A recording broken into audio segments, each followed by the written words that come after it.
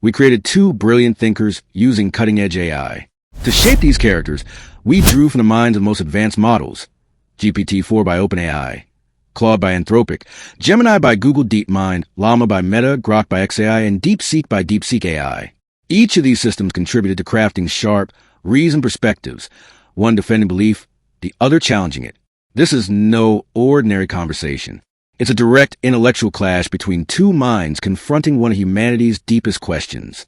To ensure fairness, all 6 AI systems were asked to score the debate out of 100, judging clarity, coherence, persuasion, and grounding in evidence. Stay with us until the end to discover the final verdict, including the AI awarded scores and the declared winner. And don't just watch, participate. Score yourself out of 100, and let us know your verdict in the comments below. Also, tell us, are you an atheist, a Christian, or do you follow another belief system? We'd love to know where you stand. The debate begins.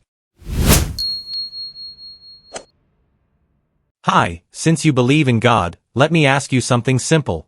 Have you ever actually seen God? Picture a young scholar who, at dawn, slips away from candlelit chapels into a misty forest, her palms pressed together as she pleads for any sign of the divine.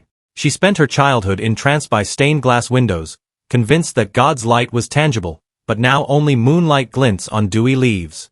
Each morning she returns to her leather-bound scriptures, expecting the words to leap off the page with clarity, yet they lie flat as ink on parchment. At dusk she kneels beside a quiet stream, wanting to catch the echo of a whisper, but hears only the rush of water and her own unsteady breath. In her solitude, a silent ache coils in her heart. If God truly cares for each soul, why does he remain hidden when her spirit cries out most fervently? She thinks of friends praying from hospital beds and orphans begging amid rubble, yet finds the same emptiness answering their pleas. When such longing goes unanswered generation after generation, how can a Christian explain that divine hiddenness is not a betrayal of the love and relationship God promises? That scenario vividly frames what philosophers call the argument from reasonable non-belief. If an all-loving God existed, he would make himself clearly known to earnest seekers, yet he remains concealed. Contemporary defenders appeal to skeptical theism, arguing that our limited perspective cannot fathom God's higher intentions in withholding overt proof, much as a parent withholds information from a child for the child's own good. John Hick's soul-making theodicy reframes hiddenness and suffering as the veil of soul-making, where virtues like perseverance, compassion, and authentic trust are forged, qualities impossible if belief were coerced by undeniable miracles. Scripture itself portrays heroes such as Abraham and Jacob wrestling for decades with divine silence, only to emerge into deeper covenantal intimacy when God finally spoke. Mystical traditions describe the dark night of the soul not as abandonment, but as a purifying furnace preparing the believer for fuller communion. Philosophers note that if God disrupted the uniformity of nature with spectacular signs, belief would become a reflexive response rather than freely chosen trust. Cognitive science of religion shows that ritual contexts and expectations powerfully shape mystical experiences, suggesting that God speaks in ways that engage the soul's unique readiness rather than brute sensory display. Communities form epistemic networks, shared practices of prayer, study, and service, that help believers discern subtle stirrings of divine presence in everyday life. Even Christ's profound silence in Gethsemane before his arrest illustrates that hiddenness at pivotal moments can bear the richest redemptive fruit. Thus, hiddenness is not a flaw but a divine strategy to cultivate mature, voluntary faith anchored in relationship, not spectacle. Let me ask this: if there were no transcendent moral lawgiver beyond humanity, on what objective ground could you condemn the anguish of unanswered prayer as anything more than an unfortunate psychological hiccup rather than a genuine moral wrong? I understand skeptical theism's parent analogy defense, yet it seems to render God's will immune to any rational critique. If hiddenness is pedagogical, the cost, broken hearts and abandoned faith, appears disproportionate when gentler guidance could achieve the same virtues. Branding our question hubris risks immunizing divine action from moral scrutiny rather than engaging it. Secular moral philosophy, grounded in Kant's categorical imperative, dictates that we treat every rational being as an end in themselves, condemning needless suffering of spirit as we do of body. Neuroscience reveals that empathy and altruism arise from neural networks evolved to sustain social cooperation, giving us a natural basis to denounce spiritual neglect on the same grounds that we oppose physical harm. Evolutionary psychology further shows that moral sentiments emerge as strategies for group flourishing, not divine decree, so we can judge hiddenness harshly because it undermines communal well-being. Kant's second formulation demands we treat humanity always as an end in itself, meaning spiritual abandonment violates our duty of care towards seekers. Recent scholarship argues that morality is a human invention shaped by biology and culture rather than discovered in a transcendent source, yet still yields universal values that condemn needless anguish. Epistemic communities of secular ethics debate and refine moral norms collectively, demonstrating that no deity is needed to establish binding ethical standards. Therefore, I contend that the moral cost of divine silence is a real wrong, fully condemned by human reason and shared flourishing motives. Let me share another story. A philosopher disenchanted with ivory tower debates withdraws to a desert monastery for months, fasting until hunger and thirst blur the lines between waking and dreaming. At dusk, he writes in his journal, "Tell me plainly if you are there, speak in thunder, in breeze, in the flicker of candlelight." Yet at midnight, only silence answers. He recalls accounts of saints who claimed visionary encounters, but he wonders whether those were products of sensory deprivation or emotional contagion. He attends charismatic gatherings where people testify to miracles, yet his skepticism whispers that creative minds shaped by rituals may be misattributing personal catharsis to divine intervention. As weeks stretch into seasons, the philosopher's longing twists into frustration. If hiddenness is meant to test or refine faith, why does it crush so many under the weight of doubt rather than elevate them to certainty? He imagines seekers across ages who felt the same sting of emptiness, then abandoned their quest in despair. In light of this, how does Christianity justify divine hiddenness as a crucible for genuine faith rather than a barrier that drives the most earnest souls away? Your scenario resonates with the dark night of the soul, in which apparent divine silence purges the soul of its attachments and illusions before deeper communion emerges. This dryness is not cruelty but purification, removing dependence on emotional consolations so that faith claims its proper object, God's unchanging reality, rather than transient feelings. Hebrews defines faith as the assurance of things hoped for, the conviction of things not seen, teaching that authentic belief endures precisely when sensory evidence is absent. Philosophers of skeptical theism caution that God's reasons for withholding overt signs lie beyond our finite grasp, and presuming to know better risks intellectual pride. Cognitive science shows that ritual and expectation strongly shape perceived mystical events, implying that raw sensational proof might mislead more than enlighten. Moreover, Christ's own silence in Gethsemane, when he faced the abyss of divine forsakenness, fulfilled the deepest work of redemption, turning anguish into the means of restoring creation. The analogy of Scripture interpreting Scripture ensures that isolated mysteries cohere within the broader narrative of divine self-revelation, guiding seekers to truth even through perplexing passages. Finally, communal liturgy and sacramental rhythms create spiritual disciplines that attune hearts to subtle movements of grace, demonstrating that hiddenness and revelation operate in tandem rather than in opposition. Thus, hiddenness serves as a refining fire, deepening faith's authenticity by rooting it in steadfast trust rather than ephemeral phenomena. Now I would like to ask you, if every spiritual experience you accept is filtered through philosophical skepticism and demands reproducible proof, what criteria do you have that your own standards of evidence are not equally conditioned by human limitations and cultural biases? You draw on the dark night, Hebrews' definition of faith, and skepticism about sensory proof. Yet these responses rest on presuming that absence inevitably refines rather than simply frustrates faith. If purification requires prolonged agony, many will be consumed rather than cleansed. What assurances do we have that secret benefits outweigh visible harms? The claim that raw proof could mislead suggests human weakness as justification for divine withholding, which again places all reasons beyond critique. Christ's unique suffering at Gethsemane cannot validate centuries of ordinary believers hearing nothing. His was a once-for-all work, not a template for spiritual training. The analogy of Scripture is circular. We interpret perplexing texts by reference to traditions that assume their own authority. Ritual and sacrament may cultivate community, but they also reinforce group psychology and confirmation bias. As for my own standards, I rely on consistency, falsifiability, and cross-cultural corroboration. Criteria that have uncovered objective regularities in science, from gravitation to genetics, and they apply equally to claims of the divine. If an event cannot be observed or repeated under controlled conditions, I treat it as intriguing but not conclusive.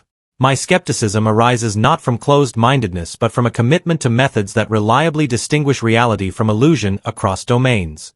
In this light, hiddenness appears less as a divine strategy and more as an obstacle to genuine knowledge.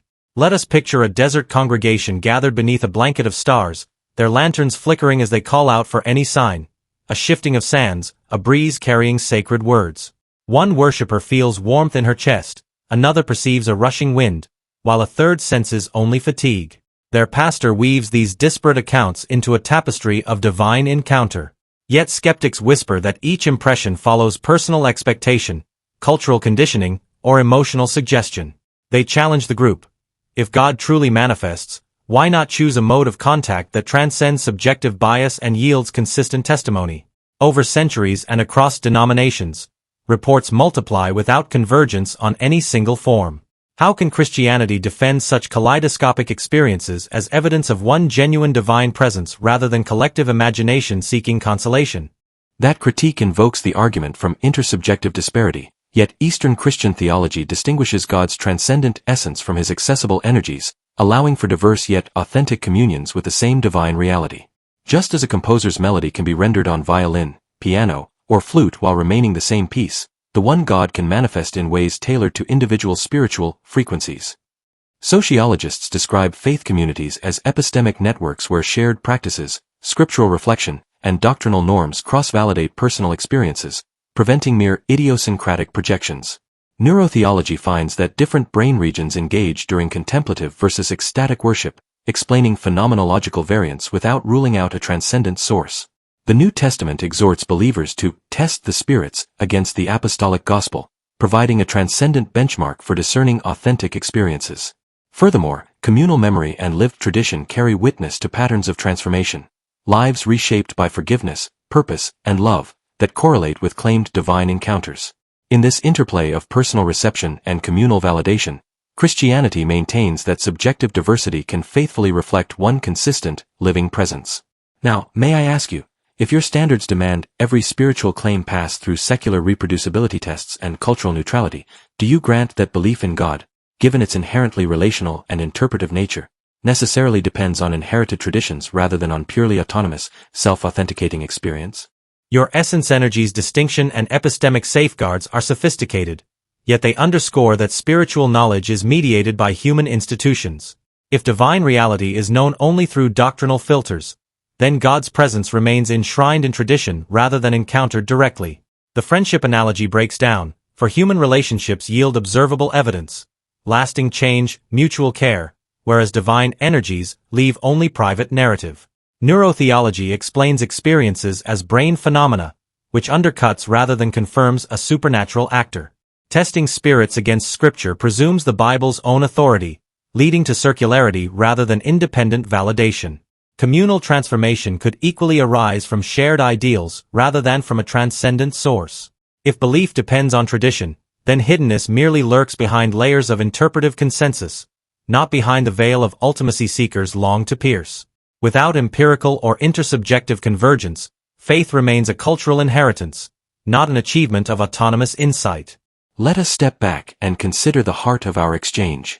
You have pressed that hiddenness seems to impose needless suffering, that traditions and communities merely reinforce bias, and that divine energies lack the consistency and reproducibility demanded by secular standards. Yet these criticisms rest on assumptions about the nature of relationship, knowledge, and ultimate purpose that may themselves be too narrow. First, true love, even human love, cannot be forced or manufactured by spectacle. A parent who drenches a child in constant entertainment may drown the child's capacity to choose affection freely. In the same way, if God were to impose undeniable proof, torches of fire, audible thunder, our response would be conditioned, not chosen. The freedom to seek, to wrestle, to grow through longing is itself a gift of love. It honors our dignity as rational, moral agents capable of shaping authentic trust. Second, the diversity of spiritual experiences across cultures and eras reflects not contradiction but richness. Just as a prism reveals the many colors hidden within a single beam of light, varied encounters testify to facets of the one divine presence.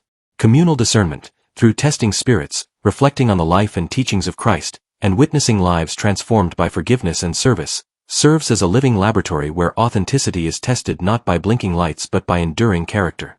Third, your own criteria of falsifiability and reproducibility presuppose that every truth about reality must conform to laboratory conditions. Yet neither mathematics nor logic nor moral truths are reproducible in a petri dish. We accept axioms because they coherently explain the cosmos and undergird all scientific inquiry.